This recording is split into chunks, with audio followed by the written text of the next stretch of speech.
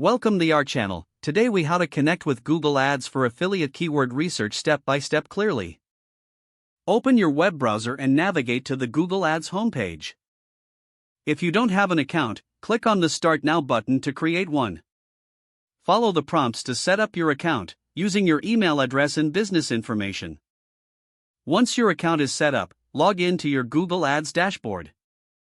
In the top right corner, locate and click on the Tools and Settings icon. From the drop-down menu, select Keyword Planner under the Planning section.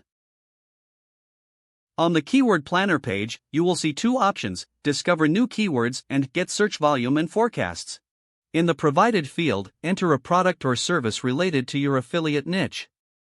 Select your target location and language settings to tailor your research. Click on the Get Results button to view keyword suggestions. Review the list of keywords generated, paying attention to search volume and competition. To better tailor your strategy, you can filter results based on specific criteria like average monthly searches. Select the keywords that align with your affiliate goals by clicking on the checkboxes next to your desired keywords.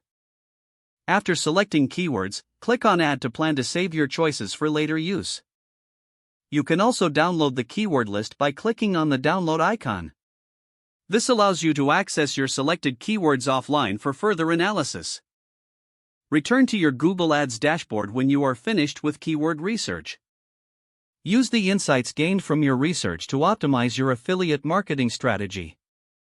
Start creating content that targets your chosen keywords to increase visibility and traffic. If the page does not load, refresh the browser or try again in a private or incognito window.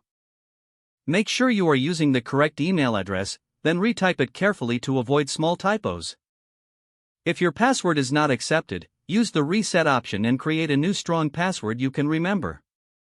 Check your spam folder for verification or security emails, then complete any requested confirmation steps. Enable two-factor authentication if available to improve account security and reduce unauthorized access risk. After signing in, review your profile details so your contact information and settings are accurate and current. If you see an error message, note it down and try again. Log out when you finish, especially on shared devices, to keep your account and payment information secure. If the page does not load, refresh the browser or try again in a private or incognito window. Don't forget to like this video and subscribe to our channel for more step-by-step tech guides.